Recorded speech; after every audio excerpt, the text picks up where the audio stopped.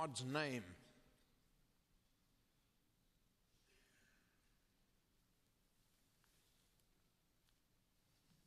Blasphemy is the use of God's name in any way other than to glorify Him.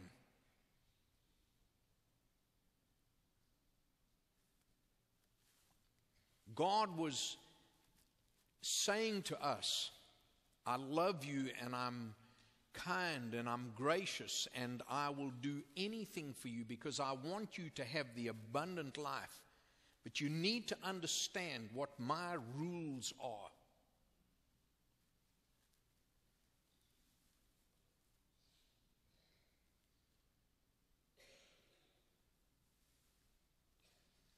Much like in a secular way in marriage, when a couple come to be married and they look at each other, they establish the rules of engagement.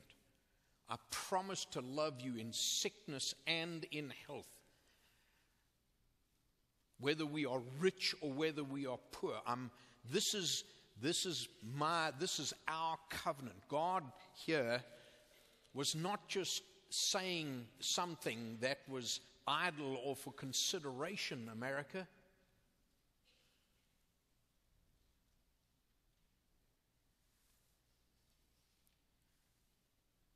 This is very important. And there are hundreds upon thousands of our people that are violating this. And God will not accept that. He won't only will not accept it, the consequences are huge. When it comes to this issue of blasphemy, it's amazing how the world in which we've lived also has a consideration. For example, I went back and did a study briefly in classic literature.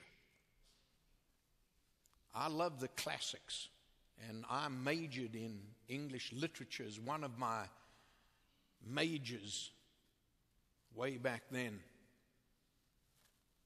And the Count of Monte Cristo, for example, Alexandre Dumas. You know, most of us know the story of the Count of Monte Cristo.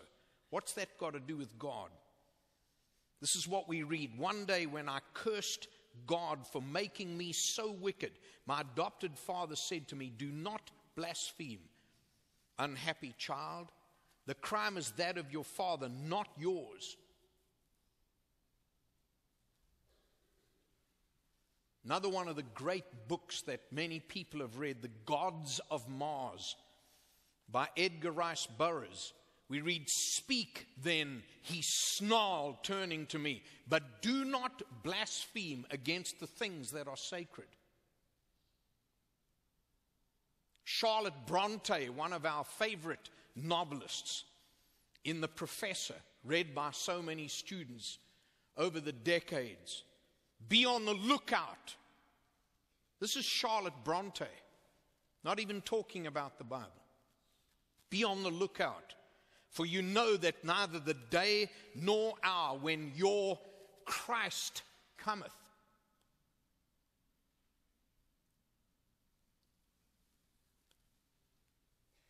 In response to the use of the name of Jesus Christ as a blasphemy,